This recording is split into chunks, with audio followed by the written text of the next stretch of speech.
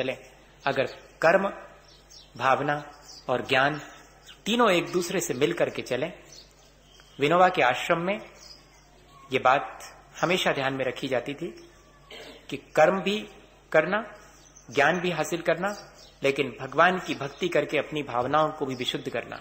आज या तो भगवान की भक्ति से हम अपनी भावनाओं को विशुद्ध करने की प्रक्रिया को ही पूरा मान लेते हैं और कर्म से विमुख हो जाते हैं, और या फिर ज्ञान के हासिल करने में इतने मशगूल हैं कि सुबह है तो शाम है तो और रात है तो हम तो झुके हुए हैं और स्वाध्याय में, लेकिन उस स्वाध्याय का क्या परिणाम जीवन को मिलना चाहिए इसका हमें जरा भी ध्यान नहीं है। हमने देखा है अच्छे अच्छे स्वाध्यायी व्यक्ति दूसरे से प्यार से बात तक नहीं करते, वे अपनी तौहीन महसूस करते हैं। उनसे अगर कोई बात पूछेंगे ज्ञान की तो इस तरह से बताएंगे कि जैसे तुम तो ठहरे अज्ञानी, मैं जानता हूं। तो ऐसा लगता है कि इस ज्ञान को हासिल करके क्या किया।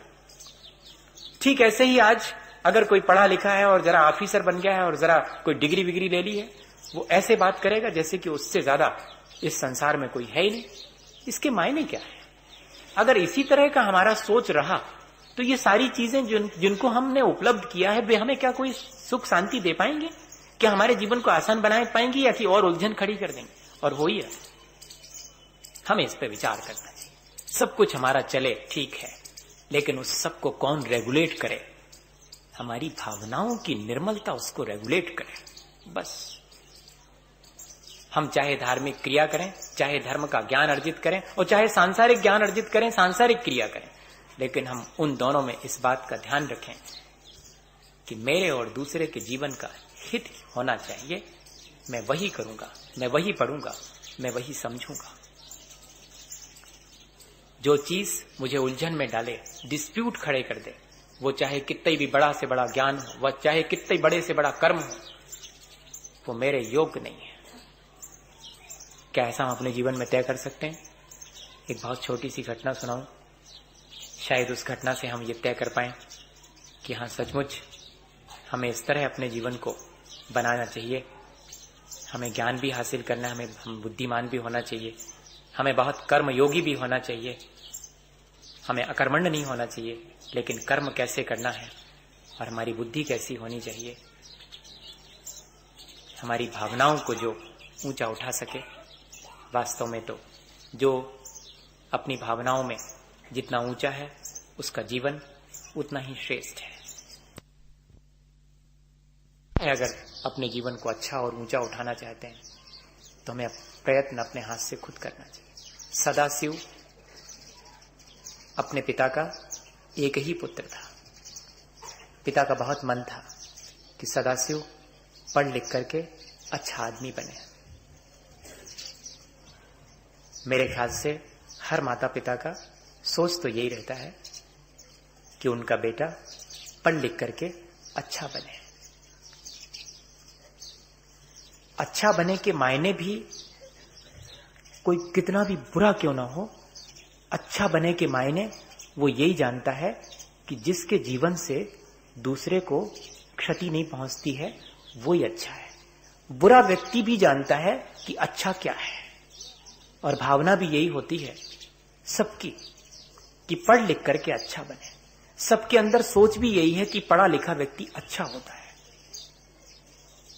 लेकिन देखने में कुछ और आ रहा है।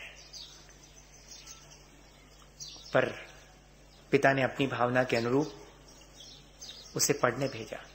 पहले गुरु के निकट रह करके अध्ययन किया जाता था और उसका उद्देश्य भी था कि वहीं रहेंगे, गुरु के सानिध्य में उनके जीवन से अनुभव भी लेंगे, लाइफ स्टाइल भी वही सिखाएंगे और जीवन कैसे जीना इस बात का ज्ञान भी वही देंगे। कर्म कैसे करना है, बुद्धि कितनी हासिल करनी है, भावनाएं कैसी रखनी है, तीनों का समन्वय गुरुकुलों में हुआ करता था। आज ऐसा कोई गुरुकुल है? कहीं एक आध हो, बहुत कठिन है। ज्ञान दिया जा रहा है, दे सकते हैं आप ज्ञान, अच्छे से अच्छा ज्ञान दे सकते हैं, लेकिन अच्छा जीवन बन जाए उस ज्ञान से ऐसा कोई जरूरी नहीं। आप अच्छी क्रियाएं सिखा सकते हैं, लेकिन कोई जरूरी नहीं है कि उससे जीवन अच्छा बन जाए। जब तक हमारी अपनी खुद की सोच, हमारी अपनी खुद की भावनाएं पवित्र नहीं होंगी, तब तक हमें कोई कितने भी बाह्य आचरण सिखा देवे और बाहर से हमें कितना भी बुद्धिमान बना देवे, लेकिन वो बुद्धिमान और आचरण दोनों हमारे जीवन को अच्छा नहीं बना सकते। और पहले ये था कि आचरण भी सिखाया जाता था, अपने जीवन की अनुभूतियों से उसके भीतर सब प्राणी मात्र के प्रति सद्भावना रखने की बात पैदा की जाती थी और उसे सब प्रकार की विद्याएं दी जाती थी। शास्त्र विद्या भी दी जाती थी और शस्त्र विद्या भी सिखाई जाती थी कि आत्मरक्षा और अपने धर्म की रक्षा के लिए आवश्यक पड़े तो शस्त्र भी धारण करना, और जहां जहां आवश्यक पड़े वहां पर शास्त्र के माध्यम से अपना और दूसरे का कल्याण करना। दोनों विद्याएं, वैसे तो 72 कलाएं सब सिखाई जाती थी, सब में निष्णात, अकेला साइंस नहीं, अकेला कॉमर्स नहीं, अकेला आर्ट नहीं, सब विद्याओं को। लेकिन सबसे बड़ी विद्या, उससे भी सबसे बड़ी विद्या होती थी जिससे कि आत्म शांति मिले। एक जीव की जीविका और एक जीव उद्धार। 72 कलाओं से आजीविका चल सकती है, लेकिन जीवन के उद्धार की विद्या भी सिखाई जाती थी। आज अर्थकरी विद्या तो है, लेकिन जीवन का उद्धार करने वाली विद्या क्या हम सिखा रहे हैं? ना खुद सीख रहे हैं, ना अपनी आने वाली पीढ़ी को वो विद्या सिखा रहे हैं। तब बताइएगा कि हमारा जीवन कैसे अच्छा बनेगा। और हम अपने जीवन को अच्छा नहीं बना पाएंगे तो हमारे जीवन से आगे आने वाली पीढ़ी क्या मैसेज लेगी? क्या वो अपने जीवन को अच्छा बना पाएगी, या कि यही प्रक्रिया फिर से वो दोहराएगी जो हम दोहरा रहे हैं? पिता ने तो बहुत मन से उसे पढ़ने भेजा और गुरुकुल में रहकर के 12 बरस तक सदा शिव ने गुरु के चरणों में बहुत विद्या हासिल की। लेकिन क्या करें, गुरु ने विद्या के अलावा जो सिखाया वो सदाशिव नहीं सीख पाया। विद्या तो सीख गया और सीख करके 12 वर्ष के बाद लौटा। पिता खड़े हुए हैं दरवाजे पर इस इंतजार में कि बेटा लौट के आएगा। 12 बरस के बाद आज उसके लौटने का दिन है। 12 बरस पूरे हो गए, आज लौटेगा। इसलिए क्योंकि उस बेटे के मां भी वही पिता थे और पिता भी वही थे। उसे संभालने वाला पिता के अलावा कोई नहीं था। इसलिए पिता खड़े हुए थे बाहर कि बेटा लौटता होगा, और सचमुच बेटा लौटा। वे सोचते थे कि ज्ञानवान होकर लौटेगा। बेटा ज्ञानवान होकर तो नहीं लौटा, बुद्धिमान होकर के जरूर लौटा। और आते ही साथ होना तो ये चाहिए था कि पिता के चरण छुए और कहे कि मैंने विद्या अर्जित की आपकी और गुरुजनों की कृपा से। लेकिन बेटे ने तो पिता की तरफ नजर उठा के भी नहीं देखा और पिता के बाजू से होकर के घर के भीतर सीढ़ियां चढ़ने लगा। पिता समझ गए कि 12 वर्ष व्यर्थ चले गए। आज शायद ऐसा कोई पिता नहीं समझता होगा। आज तो जब MBBS की और BE की डिग्री लेके बेटा लौटता है तब इतने में ही हम खुश हो लेते हैं और उससे ये नहीं पूछते कि तुमने अपने आत्मा के कल्याण के लिए भी कुछ सीखा। संसार में तो तुम्हें ये डिग्री रोटी रोजी दे देगी, लेकिन a man can not live only A bread. लेकिन व्यक्ति सिर्फ रोटी पर जिंदा नहीं रहता, उसके अलावा है बहुत कुछ जिस पर कि आदमी जिंदा रहता है। वो सीखा तुमने। आज कोई पिता नहीं पूछेगा। लेकिन बेटा सीढ़ियां चढ़ता जा रहा है और पिता पीछे पीछे जा रहे हैं। ये बात तो आज भी देखने में आती है कि बेटा आगे आगे जा रहा है, पिता को फॉलो करना पड़ता है कि बेटे सुनो तो, बेटे सुनो तो, तुम जो कर रहे हो जरा मुझे बता दो तो। इतनी दयनीयता के साथ अपने पुत्र के साथ पेश आना पड़ता है।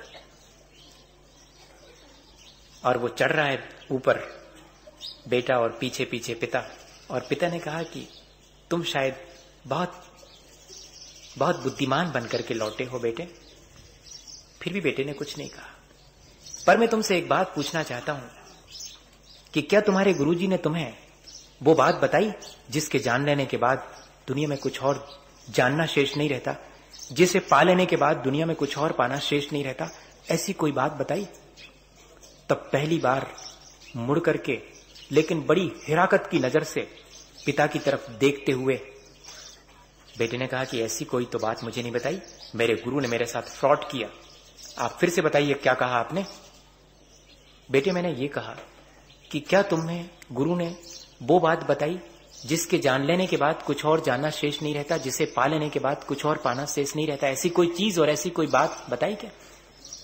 दी ऐसी कोई चीज जिसके पाने के बाद कुछ और पाना शेष नहीं रहता? बताई कोई ऐसी चीज जिसके जान लेने के बाद दुनिया में जानना कुछ भी शेष नहीं रह जाता?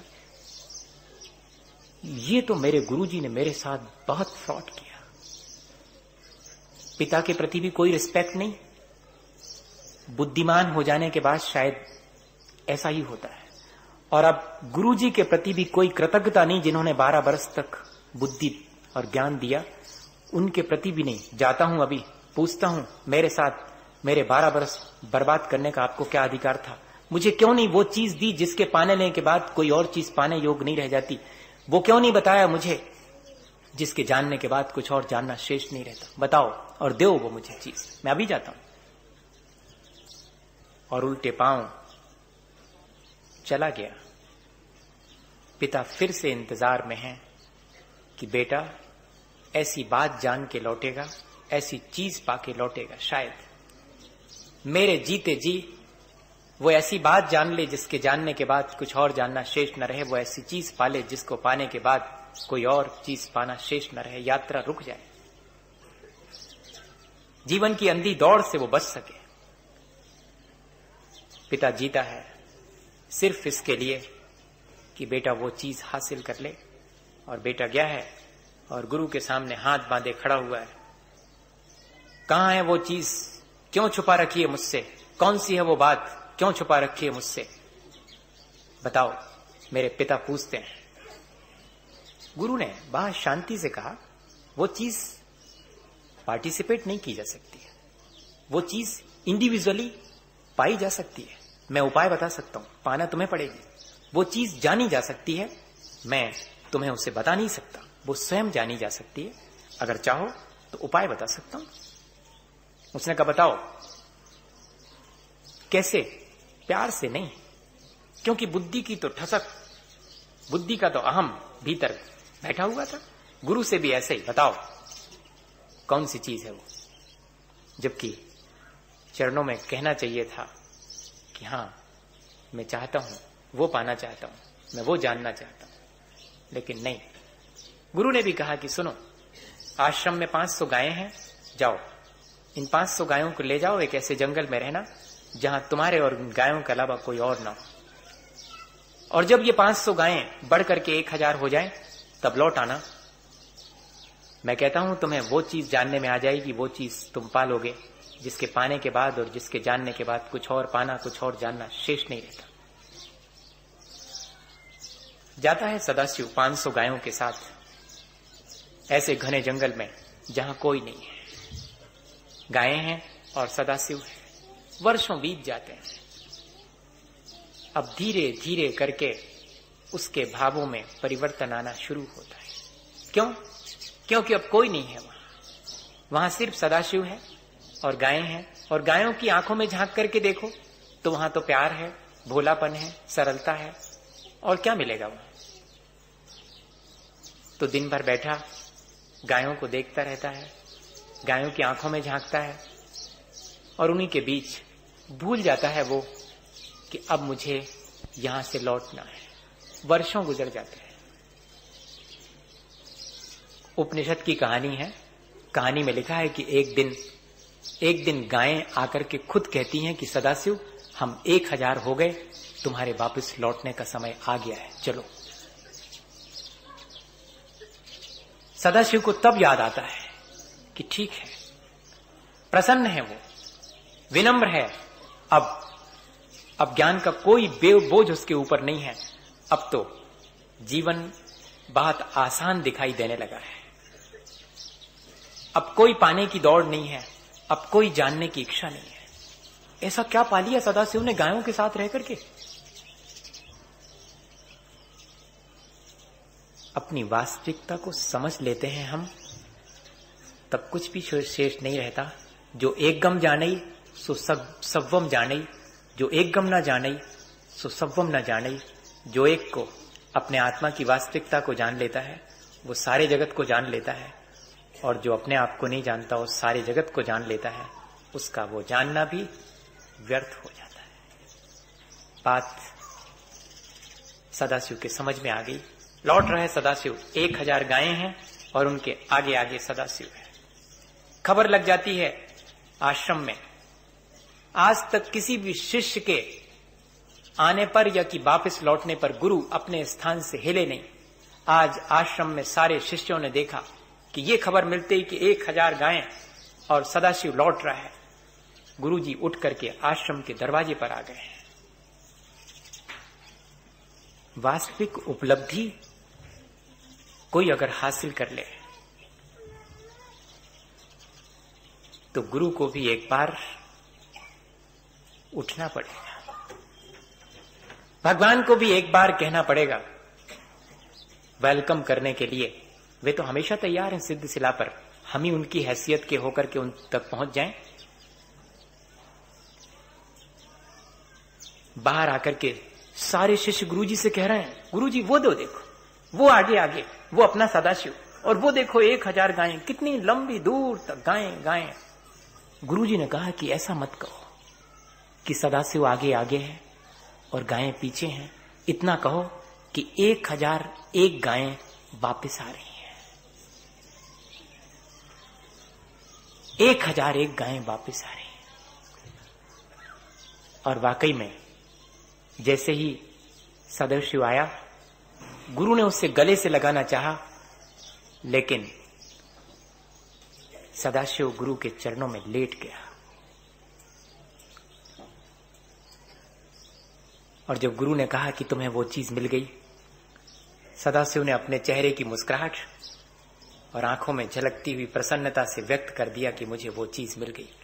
आज हमारे अपने आचरण, हमारी अपनी आंखों में हमने कुछ पा लिया है, ये झलकता है क्या? तो किस बात का अहंकार कि हमने बहुत सारी चीजें पाली।